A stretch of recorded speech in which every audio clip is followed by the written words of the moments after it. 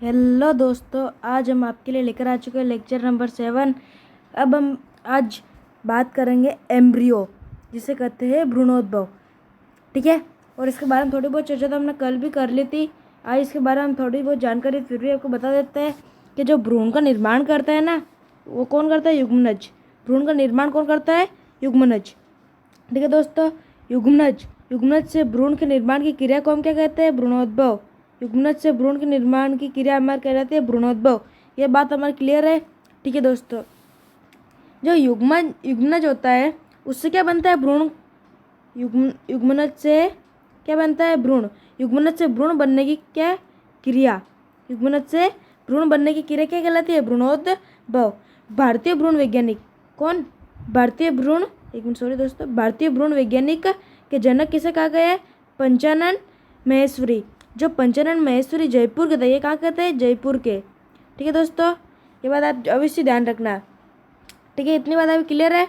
ये पंचानन महेश्वरी एक भारत के वैज्ञानिक थे। ये आपको बहुत ही गर्व की बात है कि हमारे भारत के व्यक्ति पंचानन महेश्वरी ने किसके जनक थे? भारतीय भ्रूण वैज्ञानिक है। किसके? भ्रूण वैज्ञानिक है। ये बात आप हमेशा ध्यान रखना। ठीक है दोस्तों, थैंक यू फॉर वॉचिंग। आप हमारे वीडियो रोज समय समय पर देखते हो। और आज हमारा लेक्चर 7 है। कल के लेक्चर में अपना वीडियो समाप्त कर देंगे। कल या परसों 2 दिनों के अंदर हम हमारा लेक्चर समाप्त कर देंगे। ठीक है दोस्तों, अब हम आपको एक और बात करते हैं कि अगला हमारा क्या टॉपिक है। ठीक है, अगला टॉपिक है हमारा द्विबीजपत्री भ्रूण। द्विबीजपत्री भ्रूण क्या होता है? ये देखो, ये मैंने क्या है? एक बीजांड है। क्या है? बीजांड है। ये द्विबीजपत्री भ्रूण मान लिया हमने। ठीक है, ये इसकी क्या हो गई? ये तो अंडाशय हो गया। अंडाशय नहीं, बीजांड। ये क्या है? ये है बीजांड।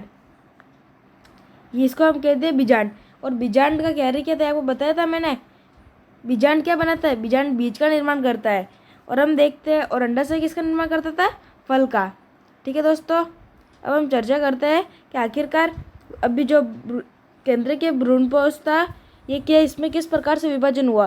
केंद्र के भ्रूणपोष में कितने केंद्र के थे? द्विगुणित। ये कैसा है? ये द्विगुणित है।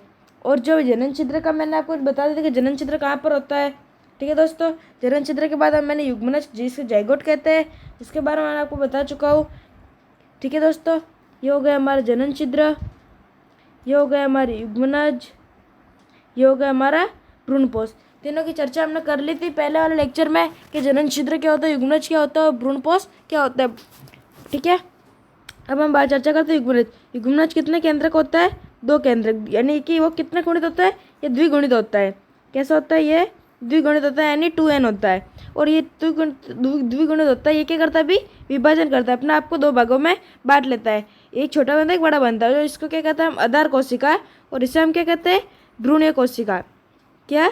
भ्रूणीय कोशिका। ठीक है दोस्तों, ये बात अभी क्लियर है। मैं आपको वापस रिवाइज कर लेता हूँ कि क्या पढ़ा हमने अभी तक। ठीक है, सबसे पहले हम द्विबीजपत्री हमने पढ़ा था आखिर में कि भ्रूणोद्भव क्या होता है? एम्ब्रियो। ठीक है, भ्रूण का निर्माण युग्मनज से होता है। किससे होता है? युग्मनज से। युग्मनज से भ्रूण के निर्माण की क्रिया को क्या कहलाता था? हम भ्रूणोद्भव।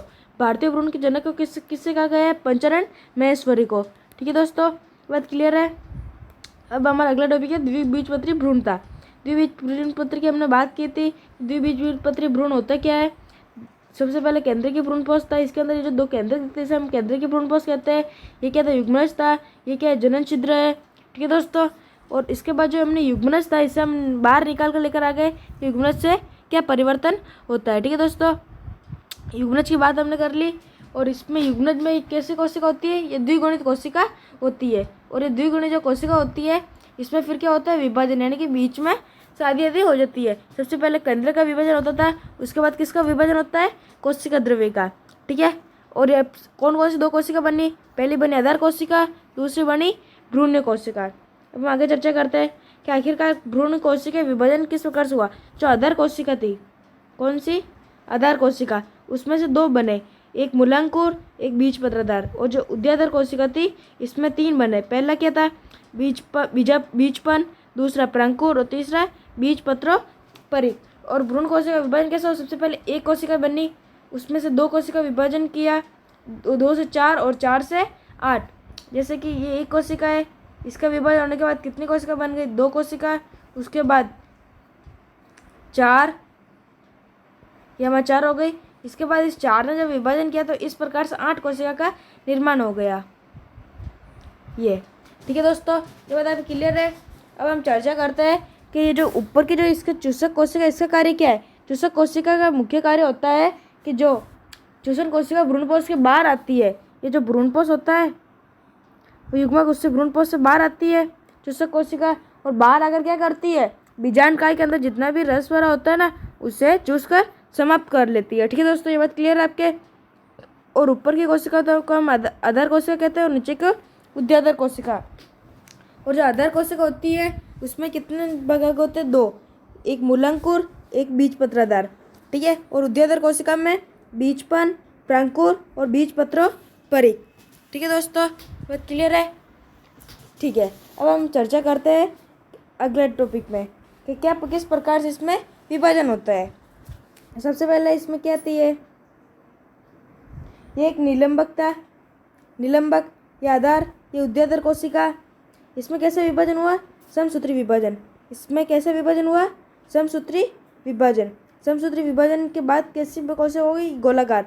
कैसे हो गई, गोलाकार। सबसे पहले ये चौकोर थी, चौकोर से गोलाकार का निर्माण हो गया। अब कैसे निर्माण होता है उसके बारे में हम चर्चा करते हैं।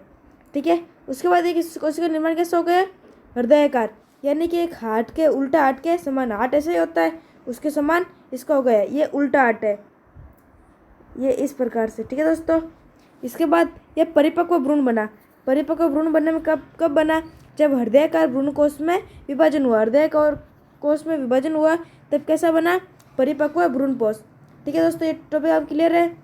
ठीक है, अब हम अगले टॉपिक के बाद चर्चा करते हैं कि आखिरकार इसमें क्या होता है। सबसे पहले हम देखते हैं कि ये जो ऊपर वाला भाग इसे हम क्या कहते हैं, एम्फीफाइसिस। क्या, एम्फीफाइसिस। और जो बीच का जो गोल गोल वाला भाग है इसे हम क्या कहते हैं, मूलांकुर। क्या कहते हैं, मूलांकुर। और साइड में ये बीच में ये गोल गोल होता है इसे हम क्या कहेंगे, प्रांकुर। ठीक है दोस्तों, इसको क्या कहते हैं हम, प्रांकुर। प्रांकुर के बारे में समझ में आ गए। और ये 2 ब्लू कलर के मैंने को बनाए ना, इसे हम क्या कहेंगे, प्रांकुर नहीं, इसे हम कहते हैं बीजपत्र। ठीक है, इसे हम बीजपत्र कहते हैं। सबसे पहले हमने एपिफाइसिस के बारे में चर्चा कर ली थी। और जो मध्य का भाग होता है उसे हम मूलांकुर कहते हैं। और उसके बाद जो ये वाला भाग है पिंक कलर का उसे हम ग्रीन कलर का ये वाला भाग इसे हम क्या कहेंगे, मूलांकुर कहेंगे। जो कि कहाँ पर होता है, बीजपत्र मूलांकुर के मध्य में होता है, जिसे हम क्या कहते हैं, प्रांकुर। और बीजपत्र किसे कहते हैं, हम जो साइड का भाग होता है उसे हम बीजपत्र कहते हैं। और ये पिंक कलर का भाग इसे हम क्या कहेंगे, बीजपत्र परिक। ठीक है दोस्तों, और जो ये साइड का भाग है इसे हम क्या कहेंगे, बीजपत्राधार। ठीक है दोस्तों, अब हम एक और चीज़ की चर्चा करते हैं, एपिफाइसिस। जो ऊपर का क्षेत्र था इसे हम क्या कहते हैं, एपिफाइसिस। ठीक है, एपिफाइसिस के बारे में कुछ बात करते हैं। एपिफाइसिस के अलावा बाकी सभी निलंबक कोशिका क्या पर हो जाएगी, नष्ट। एपिफाइसिस के बाकी जो कोशिका थी ऊपर की वो क्या हो गई, वो नष्ट हो गई। ठीक है दोस्तों, ये बात अब क्लियर है। अगला टॉपिक कि एक ऐसा भ्रूण जिसमें 2 बीजपत्र होते हैं उसे द्विबीजपत्री भ्रूण कहते हैं। एक ऐसा बीजपत्र भ्रूण जिसमें कितने पत्र होते हैं, 2 बीजपत्र होते हैं। 2 बीजपत्र होते हैं उसे हम क्या कहते हैं, उसे हम द्विबीजपत्री भ्रूण कहते हैं। द्विबीजपत्री भ्रूण। द्विबीजपत्री भ्रूण किसे कहेंगे, जिसमें 2 बीजपत्र होते हैं। ठीक है दोस्तों, ये बात आपकी क्लियर है। अब हम चर्चा करते हैं कि अगली बात और क्या है। बीजपत्र में पोषण संचित रहता है। जब हमने बीजपत्र की संरचना की बात की इस प्रकार से, इसमें क्या होता है, इसके अंदर पोषण संचित रहता है। पोषण संचित रहता है। इसमें क्या रहता है, पोषण संचित रहता है। प्रांकुर, जो प्रांकुर कौन सा भाग था, आपको भी बता दो प्रांकुर कौन सा भाग था। ये लीजिए, प्रांकुर किधर गया, प्रांकुर ये रहा प्रांकुर, मैं लाल कलर से कर रहा हूँ, ये रहा प्रांकुर। इससे किसका निर्माण होगा, प्रांकुर से तने का निर्माण होता है। प्रांकुर से किसका निर्माण होगा, तने का। ठीक है दोस्तों, ये बात क्लियर है। प्रांकुर से तने का निर्माण होगा, ये सभी उद्याधार कोशिका बनाएंगी। ये जितने भी मैंने नाम बताए ये सभी मिलकर क्या बनाएंगी, उद्याधार कोशिका। उद्याधार कोशिका का निर्माण करेगी। ठीक है दोस्तों, ये बात अभी क्लियर हो गई। ठीक है, अब हम चर्चा करते हैं अगली बात की कि आखिरकार ये सभी क्या है। ठीक है, अब एपिकाइसिस आगे चलकर मूल गोप बनाएगा। जो एपिफाइसिस जो था वो आगे चलकर क्या बनाएगा, ये आगे चलकर किसका निर्माण करेगा, ये आगे चलकर मूल गोप बनाएगा। क्या बनाएगा, अरे सॉरी दोस्तों, थोड़ा सा फॉन्ट साइज बढ़ा देता हूँ। सॉरी दोस्तों, आप मेरे चैनल को सब्सक्राइब करो जिससे मेरे पास थोड़ा बहुत पैसा आ जाए, मैं आपको अच्छा खासा पेन लेकर उससे पढ़ा सकूँ। आगे चलकर क्या बनाएगा, एपिफाइसिस आगे चलकर क्या बनाएगा, मूल गोप। क्या बनाएगा, मूल गोप। ठीक है दोस्तों, ये बात अब क्लियर है। अगला जो हमारा टॉपिक होगा उससे हम कहते हैं एक बीजपत्री भ्रूण। अरे सॉरी, ठीक है दोस्तों, ये आज का लेक्चर हम यही समाप्त करते हैं। और अगला जो टॉपिक होगा हमारा एक बीजपत्री भ्रूण के बारे में हम चर्चा करेंगे। किसके बारे में, अरे यार सॉरी दोस्तों, गड़बड़ हो रही है थोड़ा मार्कर में। अब हम चर्चा करते हैं एक बीजपत्री, इसके बाद हम चर्चा करेंगे एक बीजपत्री भ्रूण की। सॉरी दोस्तों, मार्कर थोड़ा सही नहीं चल रहा है, मैं आपके लिए कल लेक्चर जरूर लेकर आऊँगा। और अभी कल हम चर्चा करेंगे किसकी, एक बीजपत्री भ्रूण की। एक बीजपत्री भ्रूण के बारे में हम कल चर्चा करेंगे। ठीक है दोस्तों, और thank you for watching my video. इसके बाद हम कौन सा लेक्चर में कर देंगे, लेक्चर नंबर 8 में, शायद के चैप्टर लेक्चर नंबर 8 में मैं समाप्त कर दूंगा। और मैंने एक मोटिवेशन का वीडियो अपलोड किया है, उसे भी आप चैनल में जाकर जरूर देख ले हुए। ठीक है, और thank you for watching and bye bye दोस्तों।